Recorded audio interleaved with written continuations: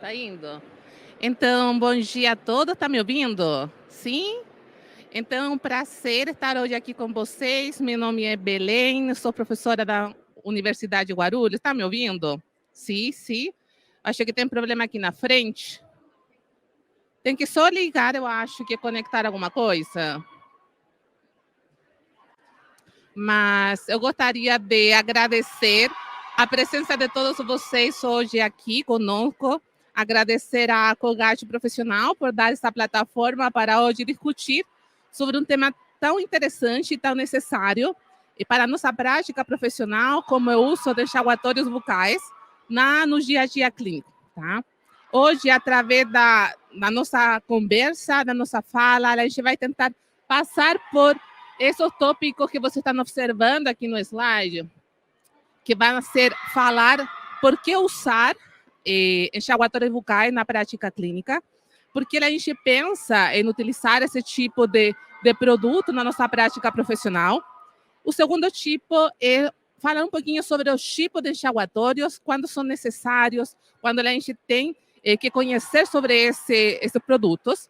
E terceiro ponto, tentar juntar toda a informação necessária e começar a falar sobre quais deveriam ser as aplicações que a gente tem para esse tipo de produto na nossa prática clínica. Obviamente, a gente está hoje aqui no Congresso, onde a gente tenta ver as maiores inovações e testar também a evidência sobre isso. Lembrem que sempre a nossa decisão na prática clínica tem que ser baseada na evidência, tá? Então, por que a gente pensaria em utilizar enxaguatórios bucais? Porque a gente senta um dia como hoje para testar e falar sobre isso. Na prática clínica profissional, a gente se encontra com várias situações clínicas. Essas situações clínicas demandam, muitas vezes, se enfrentar situações de infecção, situações onde a gente tem um diagnóstico específico, mas muitas delas a gente se enfrenta em situação onde é necessário tomar uma decisão sobre qual é o tipo de tratamento, qual é a decisão para esse tratamento, tá? Todas essas situações clínicas que você se enfrenta, que você vê no slide aqui, são situações onde poderia ficar na dúvida ou mais na relação de pensar se, de fato, são situações de infecção, tá? Porém, a gente tem que pensar que toda a cavidade bucal, ela tem uma característica e um principal desafio que se enfrenta, é que essa cavidade bucal, independente que estivesse em situações de saúde ou em situações específicas onde tem presente alguma condição, algum diagnóstico, a gente se enfrenta num grande desafio, um grande inimigo, que está presente na cavidade bucal, que a gente conhece como placa bacteriana ou biofilme, tá? Os dois nomes são praticamente sinônimos, o único que mudou entre um e outro foi o conhecimento que a gente teve sobre a mesma estrutura. Infelizmente, a gente pensa que esse biofilme, que uma comunidade altamente organizada, que está presente na cavidade bucal, estaria presente apenas naquelas situações onde tem o diagnóstico de infecção. Porém, a gente tem que entender que ainda é nessa primeira situação, onde parece que existem todas as características de saúde, está presente esse biofilme, tá? Então, ainda quando a gente se enfrenta a todas essas situações, a gente tenta, através das nossas características clínicas, odontológicas, dar situação, dar uma solução para essas características. Se a gente tem uma lesão de cárie, a gente vai tentar restaurar. Se a gente tem uma doença periodontal, a gente vai tentar levar para uma situação de normalidade. Se a gente tem um defeito periodontal, a gente vai realizar um tratamento cirúrgico para conseguir solucionar e dar solução a esse defeito periodontal. Se o paciente tem dificuldade em higienizar sua cavidade bucal, da mesma forma, a gente daria a chance de dar alguma situação e conseguir melhorar essa situação clínica. Mas ainda assim, sempre lembrando de lutar com esse grande inimigo, muitas vezes invisível, em situação onde a gente tem saúde, que é o biofilme, tá? Portanto, quando a gente pensa em tratamentos em odontologia, esse tratamento principalmente está ligado com características de um controle mecânico. A base de todo o tratamento oral, seja através da escovação, seja através do uso do fio dental, seja através de tratamentos profissionais mecânicos, seja através do uso de uma alta, baixa rotação, etc., são tratamentos mecânicos. Porém, poderiam existir algumas situações onde esse tratamento mecânico, principalmente devido ao desafio do biofilme, a gente não poderia dar solução total, a gente não conseguiria dar uma meta final para esse caso. Nessas situações que a gente pensa, então, em um controle químico desse biofilme, tá? Onde a gente vai tentar aumentar as capacidades antimicrobianas desse controle mecânico, a gente vai tentar aumentar ou tratar casos de sensibilidade, tentar chegar a outra superfície que com o controle mecânico a gente não consegue, entre outras situações. Dentro desse contexto do controle químico, a gente pensa no uso de algum tipo de medicação, escolher algum tipo de creme dental e também a escolha do enxaguatório bucal, tá? Então, esse é o primeiro contexto que a gente pensa, então, quais deveriam ser os enxaguatórios, quais são os tipos que a gente se enfrenta para logo tomar a minha decisão clínica. Mas essa é a primeira mensagem. A gente tem um grande desafio na cavidade bucal, independente da sua especialidade. Eu sou da área da periodontia, a gente acaba tendo mais consciência disso. Eu estou aqui com as minhas alunas, ela tem mais consciência disso também. Então, mas independente da nossa especialidade, cada um de nós, e as principais doenças que acometem a cavidade oral estão dirigidas ou têm um ponto causal associado a esse biofilme, tá? Então, se a gente entende o contexto, a gente vai pensar agora no nosso segundo ponto. Então, quais são os tipos de enxaguatório, quais são os mecanismos de ação que a gente poderia pensar. Para tentar classificar os enxaguatórios hoje no dia, eu gosto muito da classificação da FDA, que é uma classificação que dá os enxaguatórios de acordo se fossem cosméticos ou se fossem com um princípio ativo, se fossem terapêuticos, tá? Os cosméticos têm a característica de dar uma solução a uma característica temporal da cavidade bucal. Dar um sabor a mais agradável, dar uma situação, remover algum tipo de resíduo que está na cavidade bucal, entre outros. E tem a principal característica de não precisar uma prescrição, tá? Portanto, o paciente poderia chegar lá na farmácia e escolher qual deveria ser esse enxaguatório para dar essa solução. Geralmente, acaba gerando, parece um choque na nossa cabeça de precisar uma prescrição ou não. Mas se você observa na FDA, ou na Federação Americana, e o controle desse tipo de produtos, seja na Norte-América ou em alguns outros países, de fato, precisa uma prescrição. E demanda uma necessidade de nós, cirurgião dentista, pensar qual a necessidade, a forma que estamos educando o nosso paciente para entender quando ele deveria utilizar ou não o enxaguatório bucal, tá? E demanda mais ainda uma situação, demanda uma necessidade de pensar no segundo tipo de enxaguatórios, que são do uso terapêutico, tá? Onde tem as mesmas características que eu falei para aquele do uso cosmético, porém tem a principal característica de ter um princípio ativo. E esse princípio ativo vai conseguir melhorar ou dar solução praticamente como se fosse uma solução, fosse um medicamento dentro da boca do meu paciente, tá? Se a gente pensasse agora quais são os tipos de enxaguatórios de uso terapêutico, a gente poderia classificá-los de acordo com seus ingredientes, tá? Então, a gente vai ter a clorexidina, vai ter o cloreto de cetilpiridínio, os peróxidos, os fluoretos. Atualmente, a gente tem produtos como os aminoácidos dentro dos enxaguatórios também, e os chamados óleos essenciais, tá? Esses são os principais produtos que estão hoje no mercado, que você pode encontrar e que vão ter uma função específica na sua boca ou na boca do meu paciente. A primeira delas, que é a nossa rainha padrão ouro da odontologia, você conhece muito bem como cirurgião dentista, é a clorexidina. A clorexidina tem que ser conhecida como um padrão ouro para o tratamento do controle químico do biofilme.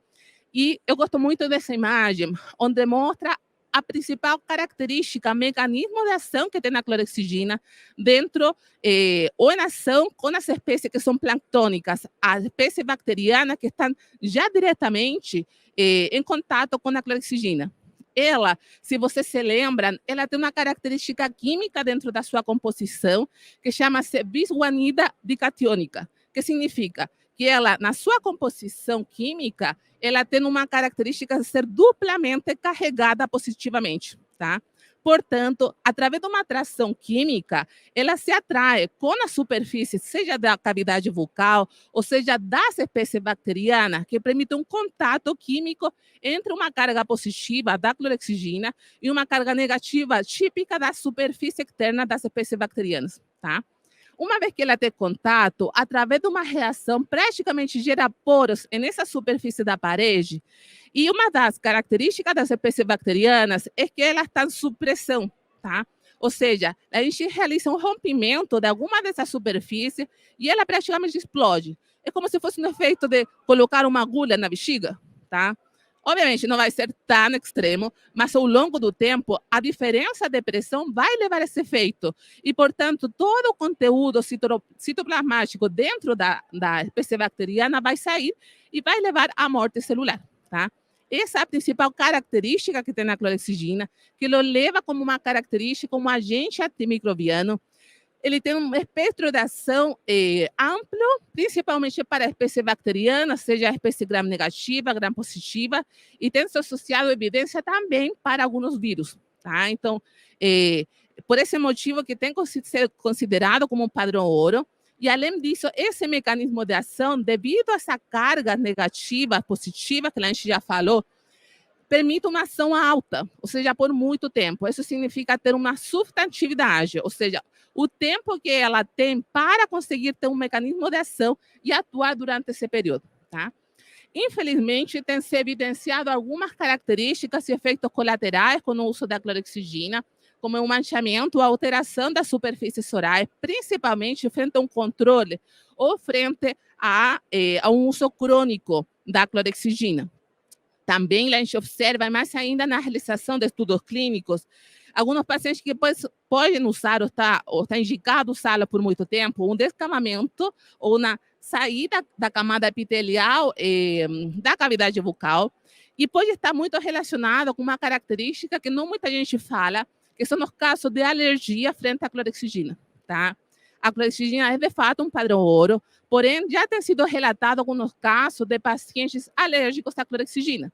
E o mais comum que os pacientes não relatem, olha, como fala, não sei, eu sou alérgico à penicilina, o paciente vai chegar e falar, eu sou alérgico à clorexidina, tá? É bem difícil achar isso.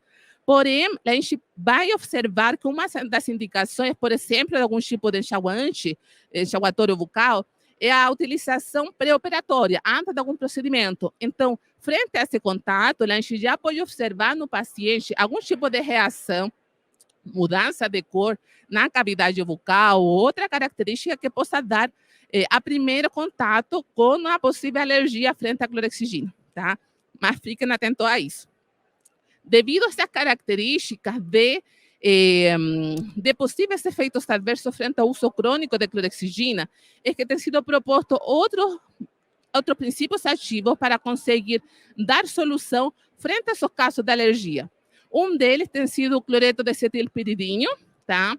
Que na sua sigla é chamado CPC, de cloreto de acetilpiridínio, que tem um mecanismo de ação bem parecido à clorexidina. De fato, sua característica, sua composição é bem parecida também, só que essa carga, essa diferença de carga não é tão intensa como acontece com a clorexidina. Portanto, sua substantividade, seu mecanismo de ação é menor. A diferença da clorexidina, que tinha um mecanismo de ação, uma substantividade por 12 horas, no caso do CPC, a gente enfrenta apenas por 6 a 8 horas, tá? Também tem um mecanismo de ação amplo, principalmente para um espectro bacteriano, de espécies gram-positivas e gram-negativas, e pode ser que agora está se evidenciando algum tipo de estudo relacionado com sua ação em vírus, mas ainda não está totalmente comprovado, tá? Ainda assim, alguns casos de efeitos adversos podem ser relatados com o uso do CPC, mas somente naquele caso de uso crônico. Porém, ainda não tem sido relatado casos de alergia associados a CPC, tá? Então, é super importante relatá-lo para a nossa tomada de decisões. Outro tipo de enxaguador de princípio ativo são chamados peróxido de hidrogênio. Ele tem uma capacidade, um mecanismo de ação através de uma capacidade química, um efeito físico de liberação de composto dentro do ambiente, principalmente de oxigênio ou de hidrogênio dentro da sua composição. Portanto, dá uma diferença, principalmente com capacidade antimicrobiana.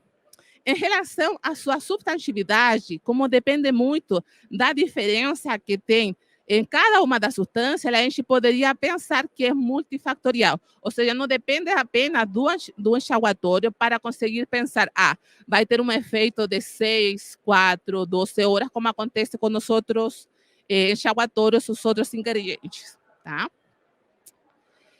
Os fluoretos, tá? A gente chama de fluoretos porque, de fato, é a apresentação química que está dentro daquela composição, principalmente sua utilização da mesma forma que segue o conceito, por exemplo, dos cremes dentais, é para ajudar ou prevenir a desmineralização da superfície que são mineralizadas, principalmente na cavidade bucal, associado a evitar processo de desmineralização ou, de fato, lesões de cárie nos dentes, tá? E a gente já encontra parte disso aí, não apenas nos cremes dentais, mas também agora nos enxaguadores, tá?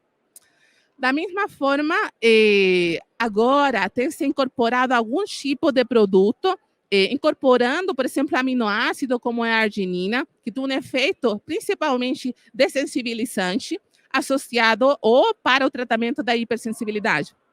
Como é um aminoácido, permite o restabelecimento das estruturas e, portanto, vai diminuir o efeito de sensibilidade que está presente, principalmente associado a algum defeito dental.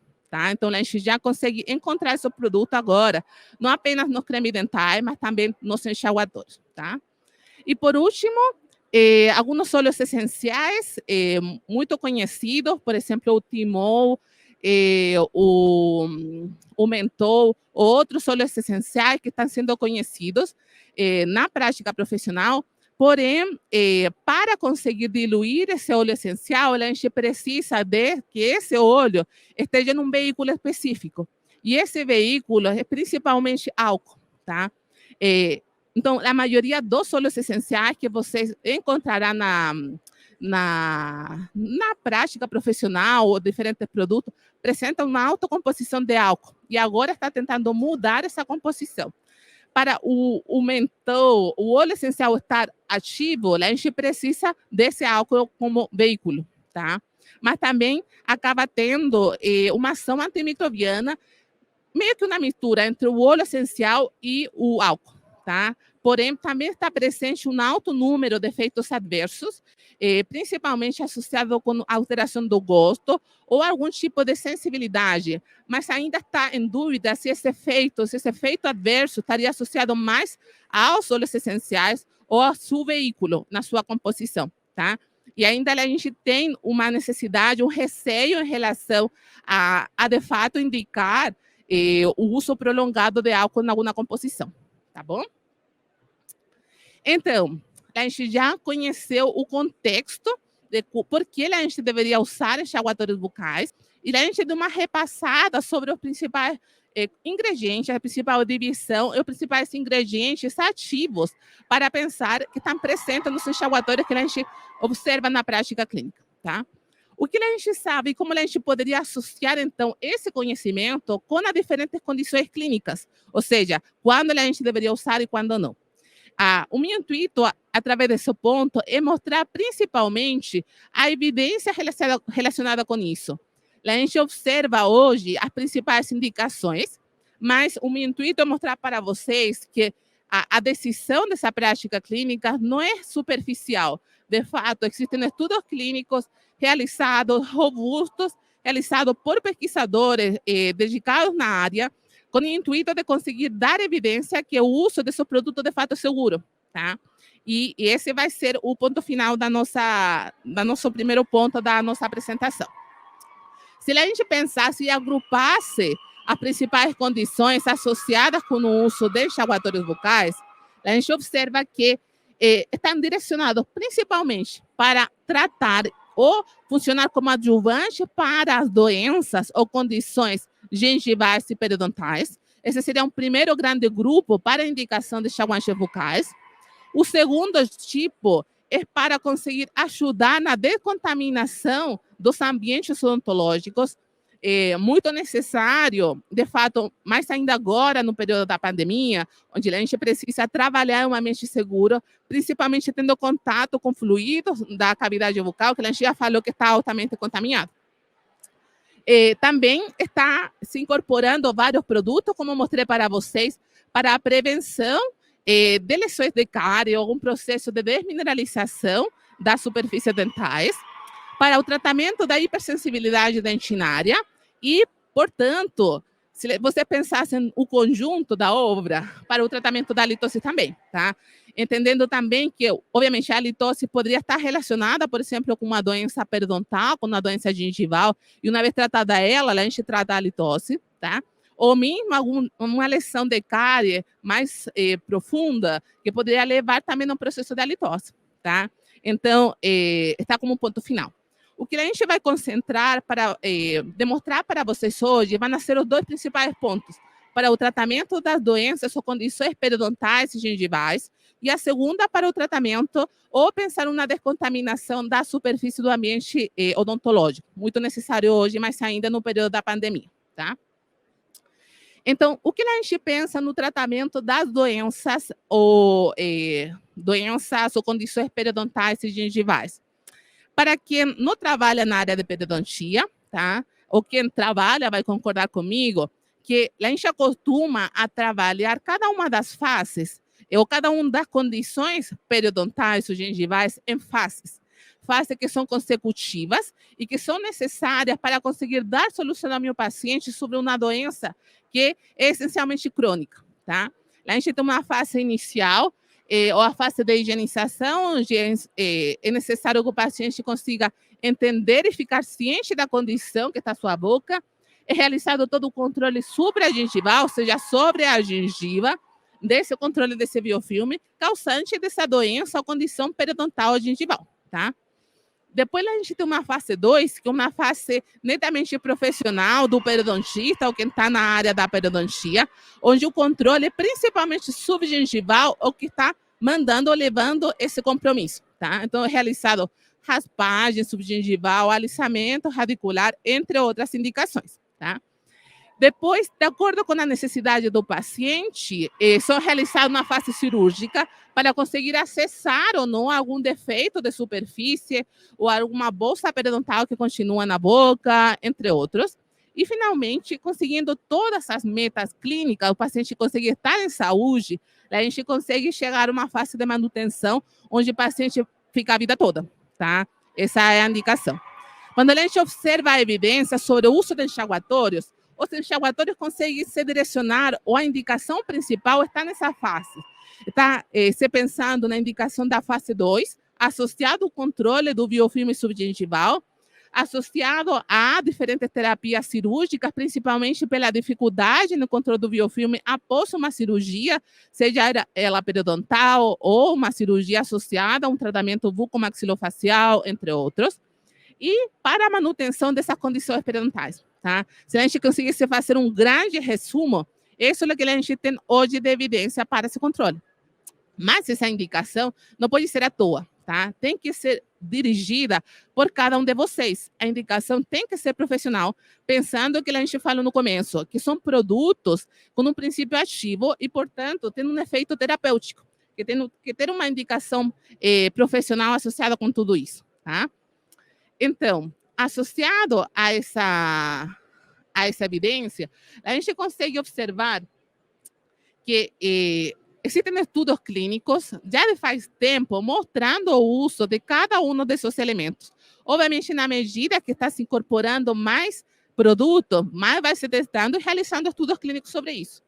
Um dos que realmente foi um divisor de águas para o uso, por exemplo, da clorexidina, nosso grande gold standard, como antimicrobiano no controle químico do biofilme, tem sido esse estudo aqui, publicado e dirigido pela professora Magda Feres, publicado em 2009, onde levou a um controle, além de um controle profissional, levou à indicação do controle de clorexidina associado a paciente que tinha algum tipo de problema periodontal, tá?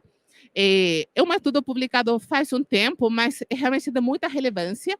E o que estou mostrando para vocês aqui são gráficos divididos no início e após o tratamento desse controle de placa e desse controle químico. O que vocês observam nos gráficos é um gráfico de pizza com diferentes cores. Cada cor representa algum perfil bacteriano associado com esse paciente. Esse sistema foi publicado já faz tempo, foi publicado em 98, foram chamados complexo microbiano de Sokransky, onde poderiam existir espécies mais relacionadas com doença ou espécies mais relacionadas com saúde. As espécies mais relacionadas com doença são aquelas que vocês observam na linha vermelha, no espaço laranja, e todo o resto são espécies relacionadas com saúde. A tendência ao conhecimento atual leva a pensar que, em momento de doença, o paciente tem mais quantidade e proporção de espécies relacionadas com doença. E, depois do tratamento, em saúde, as outras espécies estão em maior proporção. Então, se a gente já sabe isso, a gente já pensa que deveria ser uma meta para nós clínicos conseguir levar esse efeito microbiológico nas nossas terapias, pensando que o nosso grande inimigo, lembre que a cavidade bucal está altamente contaminada. Aí a gente observa que no início são os 2 primeiros gráficos e depois de 6 meses os outros 2 gráficos. Em pacientes que receberam apenas raspagem, ou seja, tratamento mecânico, e aqueles que receberam tratamento mecânico e clorexidina, tá? E a gente observa que aqueles que utilizaram uma composição ou aqueles que utilizaram no controle químico, houve uma diminuição significativa de espécies principalmente associadas com doença, tá? Que foi muito maior que aquelas observadas e com o controle apenas mecânico, tá? Então, a gente observa que o efeito mecânico, o controle mecânico, de fato, tem um bom resultado. Porém, não chega até a meta que a gente quer conseguir, tá? E através dos estudos clínicos, a gente observa que, principalmente, deixar um paciente com a quantidade de bactérias, principalmente patógenas, por sobre 10%, é característica de uma inestabilidade clínica, tá? Portanto, ainda quando a gente pensa, essa boca está contaminada, essa boca tem um componente microbiano que eu não consigo observar, eu vou avaliar a clínica, o que de fato a gente deveria pensar é o fato de entender que eu preciso atacar esse componente microbiano, principalmente, para ter posteriormente resultados clínicos, tá? Por que não está resultando, não está dando certo o tratamento com o meu paciente? É porque, de fato, poderia não ter atingido aquelas metas microbiológicas através do diferente conhecimento, tá? Então, em algumas situações de alguns pacientes, a gente precisa, de fato, entender que o tratamento mecânico não é suficiente para conseguir tratar seu paciente e a gente tem que se auxiliar de outro controle, como é o controle químico, tá? E a gente observa essa diferença tanto a nível de espécie patogênica, quando se usa a clorexidina, se diminui muito mais significativamente os patógenos periodontais. E, além disso, existe um efeito protetor, aumentando significativamente as espécies que são benéficas, tá? E que é muito, muito importante.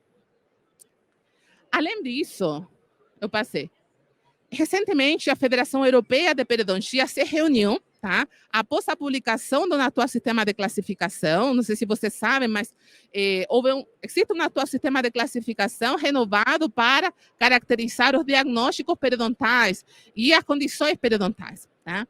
Após esse sistema de classificação, a Federação Europeia se reuniu para conseguir dar alguns protocolos de tratamento para a periodontite, chamada periodontite agora, estágio 1 ao estágio 3. De fato, são 4. Periodontite estágio 1, 2, 3 e 4. Tá? Porém, a de 4 já precisa de um tratamento multidisciplinar. Então, não foi incluído nesse tipo de avaliação. Mas a Federação Europeia publicou esse artigo, liderado pelo professor Mariano Sanz, com o objetivo de dar um intuito de conseguir tratar seu paciente com periodontite diagnosticada como periodontite estágio 1 a estágio 3. E quando a gente observa esses protocolos, a gente observa que já está se falando sobre o tratamento do controle químico do biofilme. Esse controle químico é absolutamente necessário e o que está falando esse sistema ou esse protocolo é que, de fato, é efetivo, principalmente para o controle do biofilme e o controle de placa. se a inflamação, de fato, a gente poderia pensar, e o que tem evidência que poderia ser considerado, não significa que está totalmente indicado.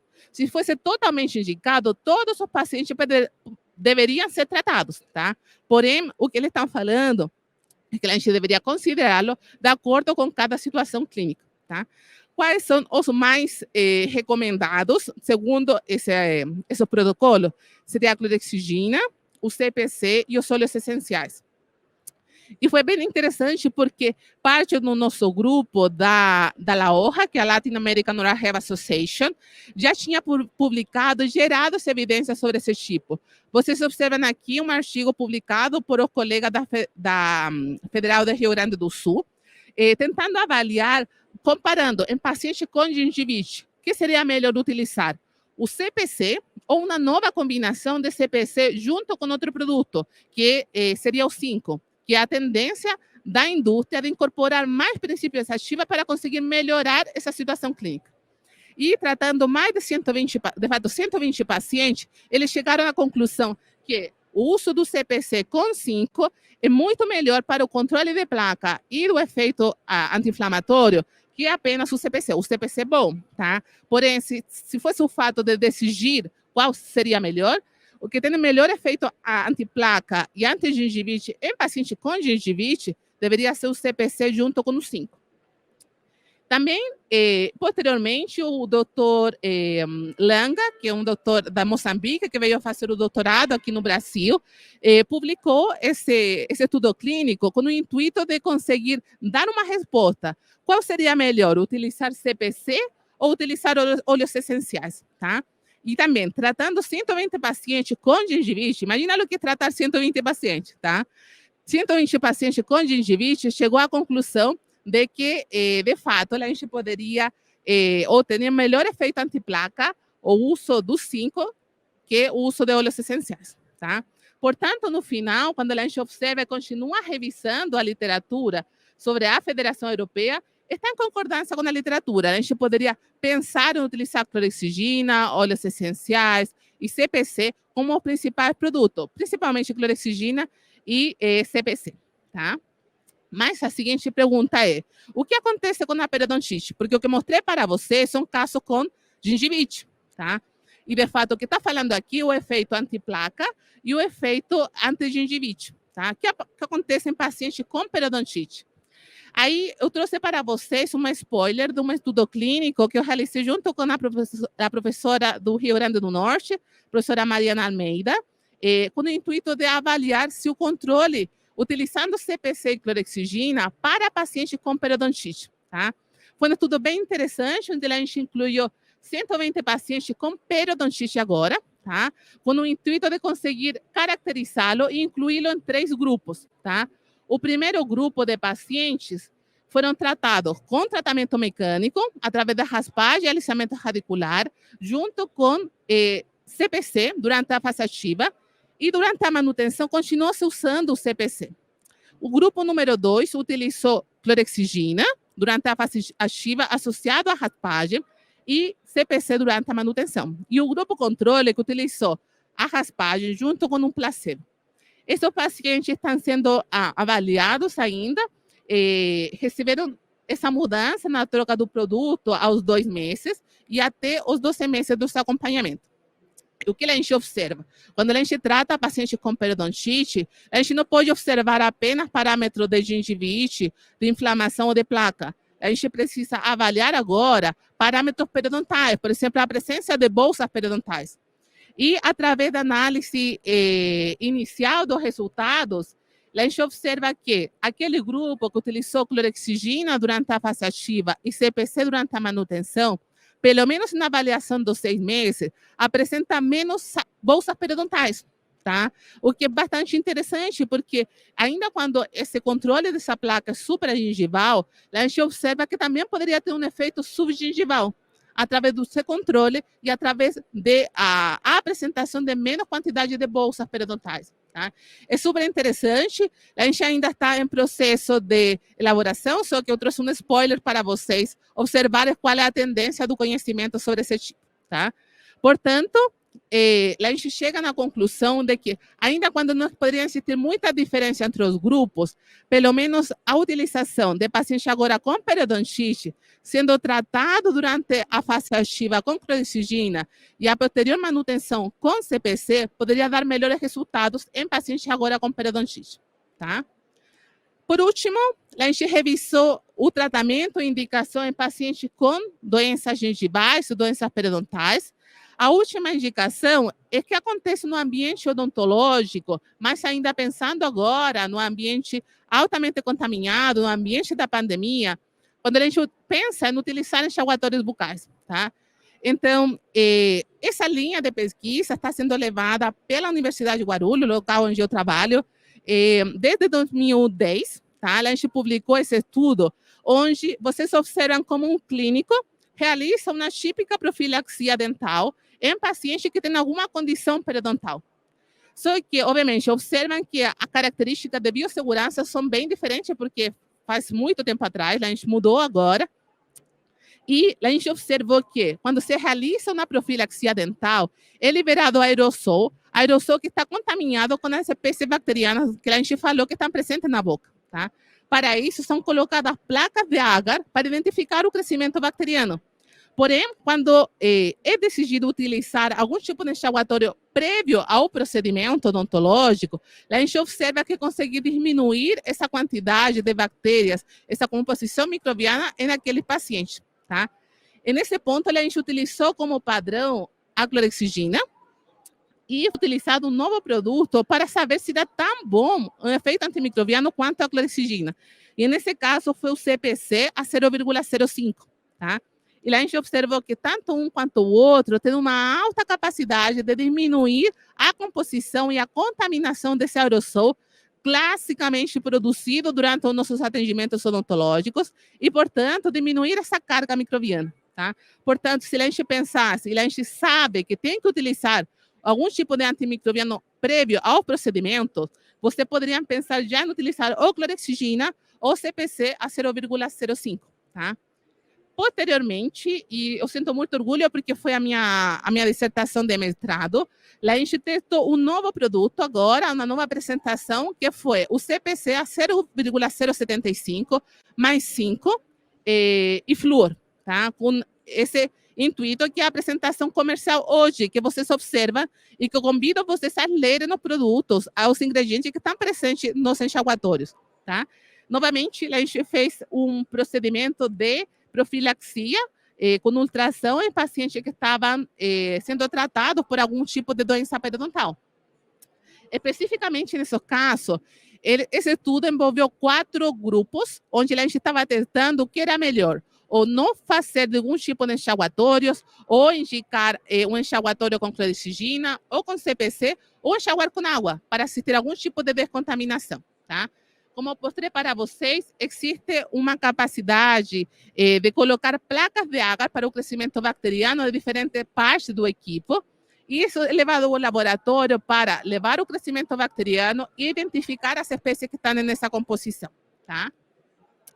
Posteriormente, vocês observam que é realizada uma avaliação de um típico ambiente de consultório, mas só mostrando para vocês como a gente consegue controlar a possível contaminação que está presente nesses ambientes, tá? Aí a gente leva e coloca essas placas de agar em diferentes situações, em diferentes posições do consultório. Depois a gente abre, aguarda um momento para ver se existia contaminação no consultório prévio ao atendimento. A gente fecha e leva ao laboratório para conseguir ver se existia crescimento bacteriano. Graças a Deus não existia contaminação, mas a gente fez e avaliou o crescimento bacteriano presente após realizar uma profilaxia com ultrassom. O que a gente observa agora é uma tabela simples, onde a gente observa o percentual de redução que houve de micro-organismos presentes no aerossol, tá? Seja divididos um voluntário, nas placas de água que estava no voluntário, que estava no suporte ou que estava em todas as superfícies. E é bem interessante observar que, quando a gente pensa em utilizar algum tipo de antimicrobiano ou enxaguatório, não é apenas o paciente, não é apenas o clínico. Todo mundo se beneficia de a diminuição dessa contaminação presente naquele aerossol contaminado. Vocês observam aqui como o clínico consegue diminuir até 97% quando a gente compara com a oxigina sem bochecho, ou até quase 90% a carga microbiana presente nesse aerossol, com apenas a decisão de pedir para o paciente bochechar por 15 segundos, com um bochecho antes do procedimento, ou decidir utilizar CPC antes de realizar um procedimento. Da mesma forma, o clínico, o voluntário e todas as superfícies. Então, a gente consegue diminuir em praticamente uns 70% ou mais de 70% a contaminação presente no aerossol, com a utilização, a simples decisão de utilizar algum desses produtos. Hoje, a gente observa que essa contaminação, a gente observa através do crescimento bacteriano, mas também através dessa composição. E foi bem interessante observar que essa composição tinha, não apenas a nível de quantidade, sino através da diversidade e a patogenicidade que tem nessas espécies. Então, quando a gente decide utilizar clorexidina ou CPC, além de diminuir essa carga microbiana, a gente consegue diminuir a quantidade de patógenos que estão presentes nessa composição. E é muito interessante porque as espécies, principalmente que levaram à diminuição, são espécies do chamado complexo laranja, que é bem típico, que são fusobactérios, que poderiam estar associados com problema de infecção ocular ou de pele no dentista, tá? Então, olha como essa decisão poderia melhorar a nossa prática clínica profissional, tá? Portanto, a gente chegou na conclusão que essa é a outra alternativa que pode ser utilizada na prática clínica. A gente teria, portanto, a clorexidina, 0,12%, CPC, 0,05% ou CPC, 0,75% para utilizá-lo como bochecho pré-procedimento, tá? Portanto, a gente já revisou, então, qual é o conceito, porque a gente deveria pensar em utilizar enxaguatórios, quais são os tipos principais de ingredientes ativos presentes hoje, qual é a evidência que está disponível, e, portanto, a gente vai concluir para aguardar suas perguntas, tá? Então, a gente tem que sempre pensar que o uso de algum tipo de controle químico do biofilme é sempre adjunto ao controle mecânico, tá? A gente tem um grande desafio, esse desafio é o biofilme que está presente na cavidade bucal do paciente, ele está em maior ou menor medida, ou que está, o nível da maturidade pode estar diferente de acordo com a condição clínica, porém, a gente enfrenta esse desafio. Atingir esse biofilme em toda essa superfície da boca demanda a necessidade do controle do biofilme, agora químico, que poderia não ser atingido com o controle mecânico, tá? Porém, essa indicação, principalmente dos princípios ativos, é profissional, tá? Não é o paciente que decide. São vocês os que indicam para o paciente qual é o melhor produto. Então, imagina a demanda e a necessidade de estar ciente desse conhecimento e qual deveria ser a melhor indicação para cada paciente, tá? E, portanto, se a gente pensasse hoje, a melhor evidência que existe para tratar, seja paciente que precisa de um controle antigengivite, controle de placa, e a tendência que está tendo conhecimento em relação ao tratamento também de paciente com periodontite, poderia ser principalmente com clorexidina e com CPC, tá? Como produto mais seguro, de acordo com a evidência. Tá bom, pessoal? Então, foi um prazer estar hoje com vocês. Eu não sei se a gente tem espaço agora para perguntas. Sim? Se alguém tiver uma pergunta, fica à vontade.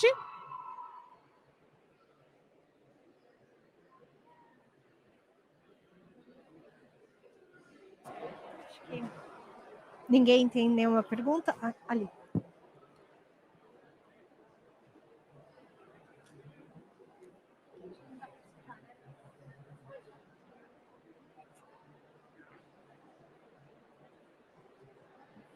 Boa tarde.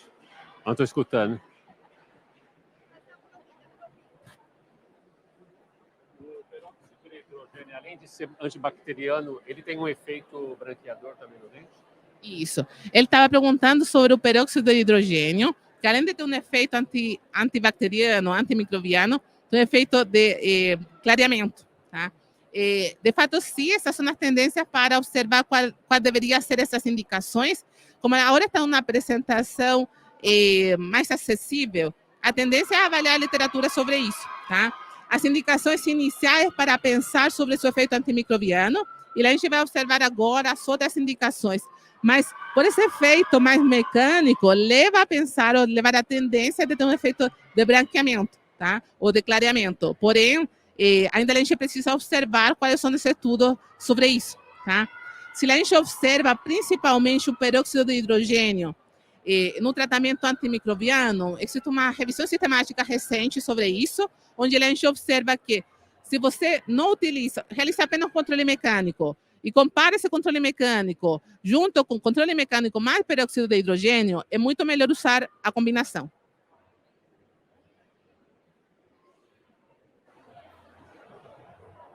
Mais alguém tem alguma dúvida? Não? Então, obrigada, doutora Belém. Muito Só um obrigada. instante, tem mais uma dúvida. Bom dia. Bom dia. Bom dia. Nas bactérias encontradas, foram encontradas só bactérias da boca ou do meio ambiente? Pelo aerosol. Pelo aerosol. Essa é uma nova tendência em relação ao tipo de análise antimicrobiano presente na cavidade bucal.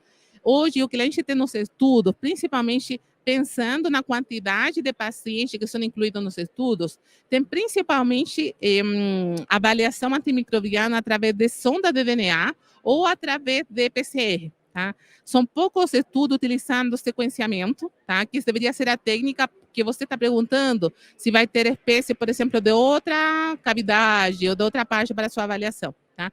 A tendência, pela dificuldade da técnica, pelo caro que significa, ainda a gente está tentando incorporar técnica de sequenciamento para conseguir utilizá-lo nos estudos clínicos. Tá?